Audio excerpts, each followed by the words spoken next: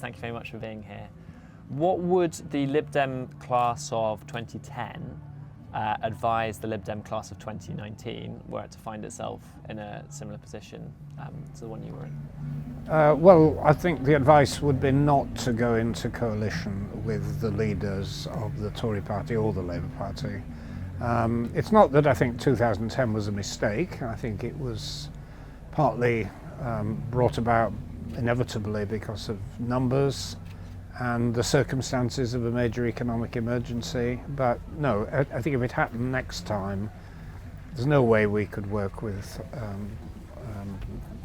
Johnson and the present government, and I don't think there's any way we could work with Corbyn and his people. But if we return to what you could call normality and some broadly based Tory party, we could probably work with them, and certainly with the Labour Party we'd be more comfortable, but not under the present leadership. So would it just require a change in leadership? Deeper than that. I mean, it's not Corbyn as an individual. I rather like him actually. They're engaging and he's good on a lot of liberal issues. It's the coterie that he surrounded himself with, the hard left movement, momentum. I mean, these are, they've got values that are just not compatible with ours. And then we've had people joining us like Luciana Berger, who are, refugees from the modern Labour Party, and they are now our MPs. So how would you summarise Lib Dem values then? I would summarise them as liberal, internationalist, environmentalist, strong social democratic, and green. Do you think those values are under strain if you're accepting MPs from parties both left and right? Well, they potentially are. I mean, if we were indiscriminate, it could just become a hodgepodge. But no, the people who are joining us are people who subscribe to those values. I mean, we may have disagreements on particular policy issues, but I know the individuals, and they're quite small numbers at the moment, and I would say they're entirely compatible with our values. I think it would be more difficult if you reached further into the Tory party with, Philip Hammond and so on. They've broken away, but under no stretch of the imagination would they see themselves as liberal or social democratic, and would probably be pretty uncomfortable with us, and they're not asking to join us. And similarly, there are limits on the Labour side too. I mean, there are potential refugees from the Labour Party who, may well have supported Brexit, and who just fundamentally disagree with us. But the group that we've got so far, we're very comfortable with. Do you think they should have to face a by-election? No, I don't think it's necessary. No, they will argue that the party that they joined and stood for no longer represents, what's currently going on. So, I mean, we're in a rapidly moving situation. I'm not sure it would help anybody to have a string of by-elections. And they will be tested. It will be difficult for them to defend their seats. They'll be standing against official Labour, official Conservatives in some cases, and that will be testing enough without the necessity of by-elections. Are there any conditions under which you'd form a coalition with Corbyn's Labour? I find it impossible to think of any. I can conceive of an emergency government, a government of national unity, whatever we want to call it, that would almost certainly have to be headed up by somebody who's broadly consensual, not a tribal figure. I mean, the obvious names on the Tory side are people like Ken Clarke, on the Labour side, Harriet Harman, Hilary Benn, people like that, in which, the Corbyn Labour Party would presumably get behind. But I can't envisage us falling in behind the, Corbyn Labour Party. Would you ever consider chairing a national emergency government? Have you ever been asked whether you would? I haven't been asked. I'm a resource.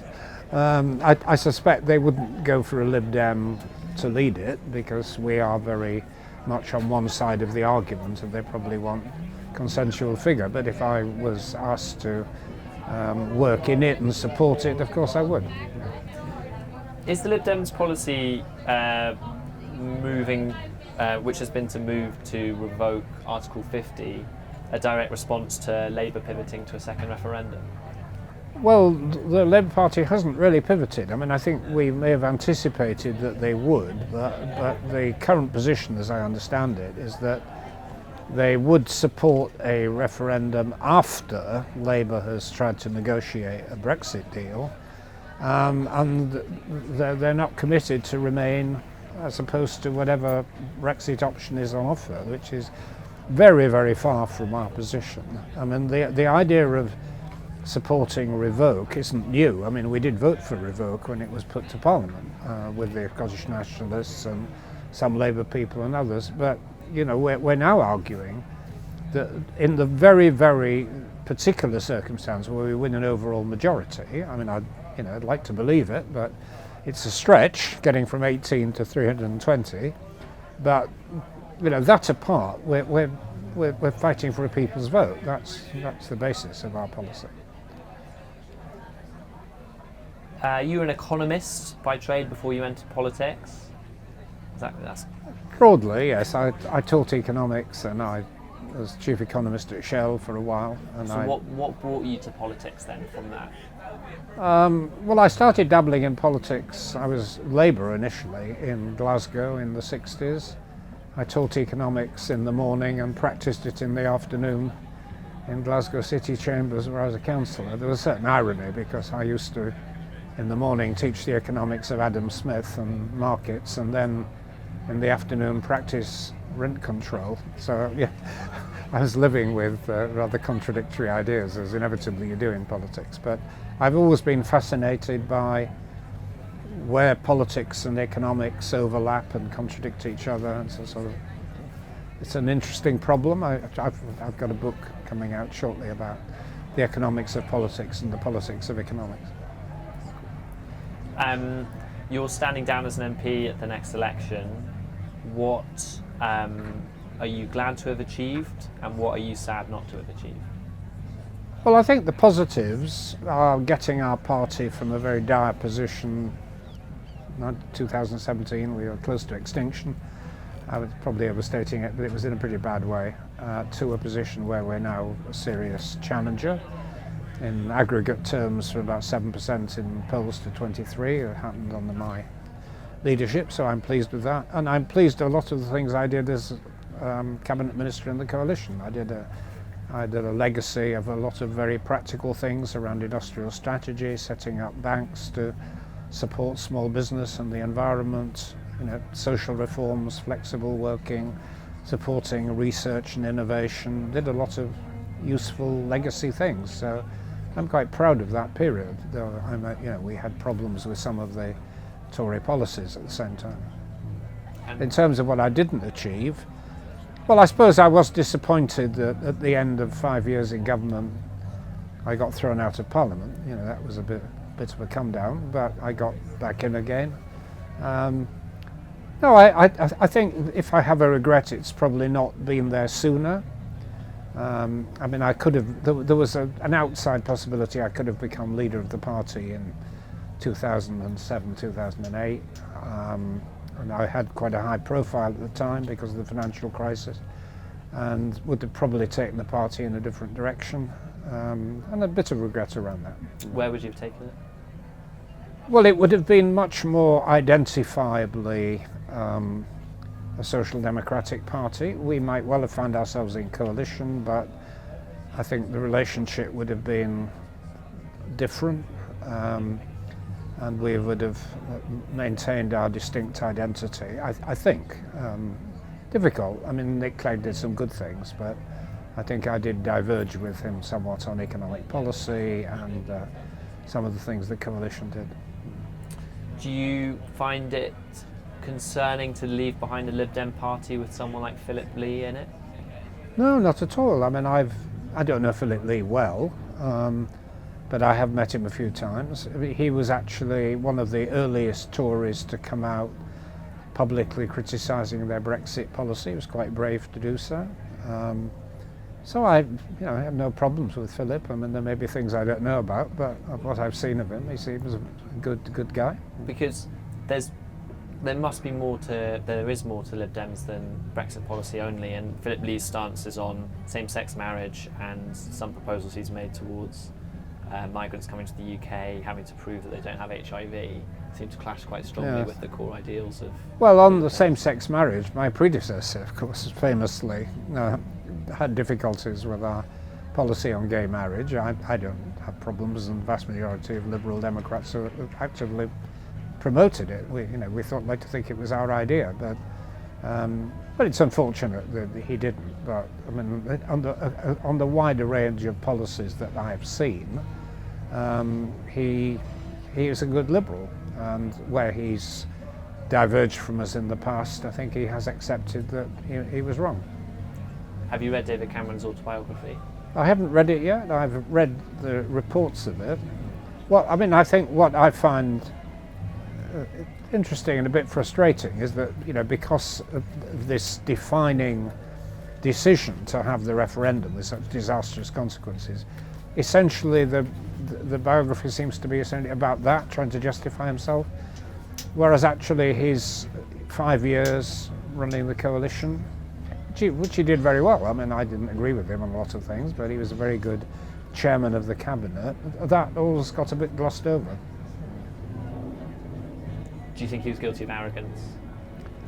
I think, yes, I think to a degree there was a kind of assumption that it was this kind of traditional Tory thing about being born to rule and sort of feeling of infallibility and lack of self-criticism, which I think is very much part of their culture, or it used to be. And he had it, and I think it was only when he'd made this absolutely catastrophic mistake that he has been forced to be a bit more self-critical. Why are politicians concerned with legacy, do you think, like that, personal legacy? Well, I think we all like to feel we've made a difference, we've done something useful with our lives. I mean, at the very basic level, I suppose it's the same as every human being. We like to feel we've accomplished something, whether it's with our families or our parties or our professions. I'm not obsessed by mine. I think, there is a good legacy, but it doesn't worry me that some people might think otherwise. Will you be writing a memoir? I have written a memoir, which is actually before I got into the government, and I didn't write it in order to justify what I was doing in politics. It was more about my early life, and it was trying to communicate to people the kind of background to why somebody like me finds their way into politics. And it was a bit light-hearted. It wasn't written in the kind of spirit of Cameron or, before that, some of the big giants of politics who just tried to justify their decisions in the cabinet. I suppose the role models would be